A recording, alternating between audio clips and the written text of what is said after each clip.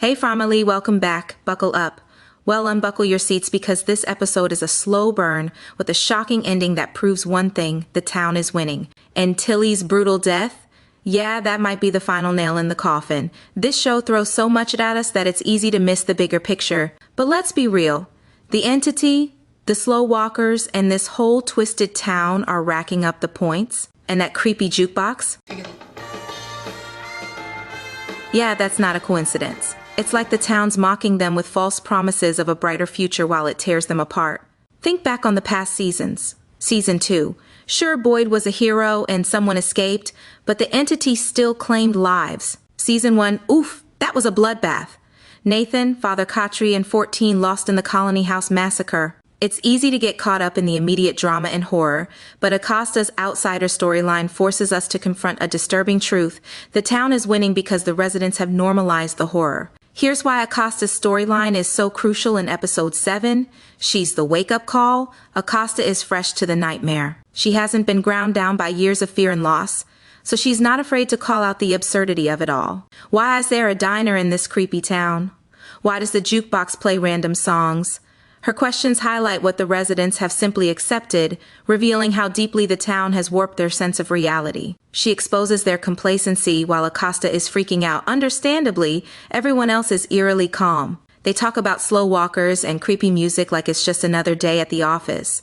This stark contrast shows how the town has dulled their senses and made them complacent. They've become so used to the horror that they've stopped questioning it. She highlights the gaslighting.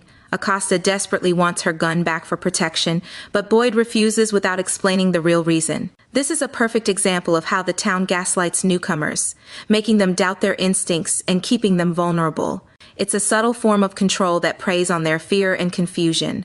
Acosta might annoy some viewers, but her frustration and defiance are a much-needed wake-up call. She's a mirror reflecting the town's insidious influence and how it slowly erodes the residents' ability to fight back. So, next time you find yourself rolling your eyes at Acosta, ask yourself, is the show making us, the audience, complacent too? Are we so used to the town's madness that we've stopped questioning it? Fatima phantom pregnancy. Very well could have been pregnant. I am pregnant. It's still there. I can feel it. Just take a second. I don't fucking want that. Okay. Sorry. Speaking of mind games, can we talk about Fatima's phantom pregnancy? Her frustration stems from being dismissed by everyone around her. Sure, no baby is showing up on her ultrasound, but does that mean she's not pregnant? Christy diagnoses her with a psychosomatic pregnancy. They simply brush off her reality as just another phase like Boyd's worms or Marielle's zombie-like state. Why Fatima's scenes prove the town is winning. Reality is broken. The town messes with Fatima's body in a way that's impossible to explain or prove, making her seem crazy, even though she's experiencing something terrifying. Gaslighting. Ellis's disbelief reinforces the feeling that no one trusts Fatima's experiences, further isolating her and playing into the town's manipulative tactics. Impossible is normal. Even though Ellis lives in a town full of bizarre events, he still struggles to accept what he can't understand, highlighting the disconnect between the town's reality and human perception. Entity's influence. This scene raises the question of whether Fatima's distorted body is a physical manifestation of the entity, a psychological effect, or both. Is the entity deliberately tormenting her to break her down? This scene is a disturbing reminder that nothing is sacred, not even pregnancy. The town twists everything into a nightmare, leaving the characters questioning their sanity and struggling to trust those around them. Victor's breakdown. Is Jasper the key or just a creepy doll? You need to talk to me! Victor, you can't keep doing this. You were up all night, you've been in here all morning. I could hear you yelling at that thing from downstairs. Now, on to Victor and his doll Jasper.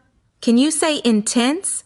Victor banged the chair, convinced that some anger would bring Jasper to life. Enter Henry, shaking his head and trying to calm him.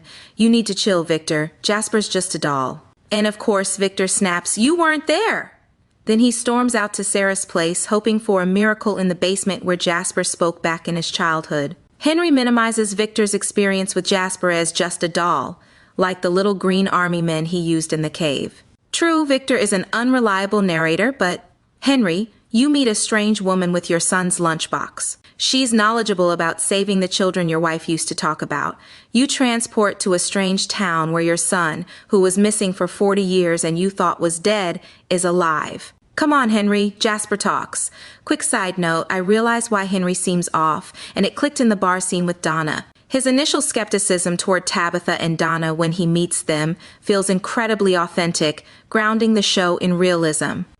It reminds us that human emotions like grief and disbelief still have an impact even in the face of the supernatural.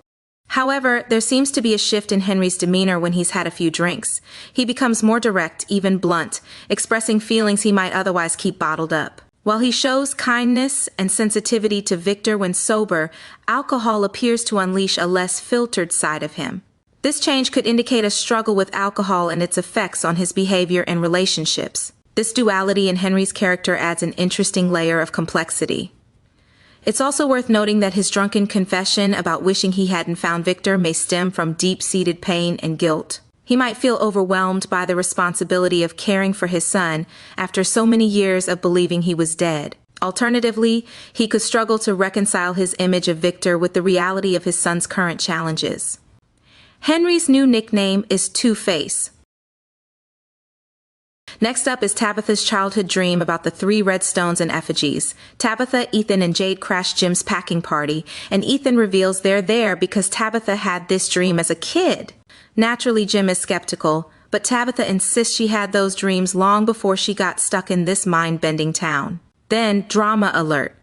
Nikki 2.0 pops up yelling, Jim, you come or stay. totally ignoring the family moment. Jim, who is this woman? Tabitha. Where's that fiery Latina spirit? Even Jade moved out of the way because he knows you will throw a 1-2. And speaking of moments, Fromville, you'll cross a line suggesting that Jade is Ethan's new stepdaddy. Back to the deep dive. Jim's constant questioning and reframing of her experience creates the conflict.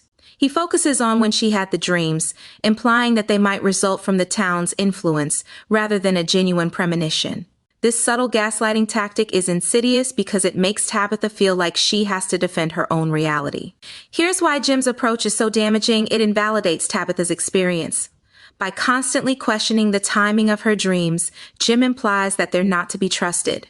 This undermines Tabitha's confidence in her intuition and makes her feel like she must justify her memories. It shifts the focus from the content of the dreams, instead of exploring the potential significance of the 3 red stones and effigies. Jim gets hung up on them when derailing the conversation and preventing them from delving deeper into the mystery. It creates a power imbalance. Jim's persistent questioning positions him as the rational one. At the same time, Tabitha feels like an unreliable narrator. This dynamic further isolates Tabitha and makes it harder for her to be heard. It plays into the town's strategy. It thrives on division and distrust. By creating conflict between Tabitha and Jim, the entity effectively prevents them from working together to uncover the truth. It's a classic example of how the town manipulates its residents through supernatural means and subtle psychological tactics that erode their relationships and make them question their sanity. Tabitha's unwavering belief in her memories is a testament to her strength and resilience. She won't let the town or Jim gaslight her into doubting her experiences. This inner strength will likely be crucial in her journey to uncover the truth about From and her connection to it. And wait, what about Julie and her new Let's Get High recruit Randall? He spontaneously decides to give her a driving lesson because that's a great idea, right? While driving, he suddenly spots some cicadas and bizarrely stops, drops, and rolls before bolting into the forest. Julie follows him but stumbles upon some eerie ruins that give her the creeps. Randall then appears out of nowhere, playing it cool. He lies to Julie about not feeling anything strange and suggests they leave.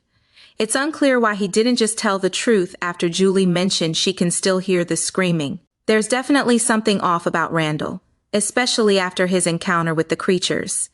I wonder if Christy or Marielle asked him to gather chaga mushrooms since this is only the first week of winter in the town. Speaking of the weather, did anyone else notice the sun coming out, the snow melting, and the greenery on the trees behind Julie and Randall?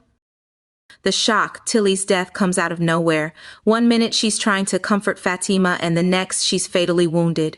This sudden violence is shocking and disrupts any sense of safety or predictability in the episode. The lack of justification, While Fatima is clearly distressed and acting erratically, the escalation to violence feels abrupt and disproportionate. There's no clear motive or trigger for the attack, which makes it all the more disturbing. The implications Tilly's death raises serious questions about the entity's influence and the fragility of life in From. It also highlights the potential for even seemingly good characters to be driven to violence under the town's influence. The contrast with Abby, while both characters exhibit violent behavior, their motivations seem distinct. Abby's actions are driven by a delusional belief system, while Fatima's breakdown appears to be a more complex and gradual process. The reminder of danger, ultimately, Tilly's death serves as a stark reminder that no one is safe in From. Donna's suggestion that Fatima and Ellis move out seems tragically prophetic in hindsight. The entity is orchestrating a twisted game, and let's be honest, it's winning. By sowing division and distrust, it's wearing down our beloved characters and making them easy targets for control. This serves as a chilling reminder of how fear and solitude can weaken us, making us susceptible. Can our characters pull themselves together and resist the town's manipulative games? Or are they doomed to become another victim of its insidious influence? Share your thoughts in the comments below. And don't forget to like and subscribe for more in-depth breakdowns and wild theories. All right, ding-dongs. It's almost go time.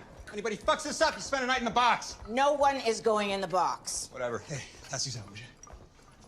Okay. Anybody wants it? Help yourselves. Woo! Cucumbers are ready!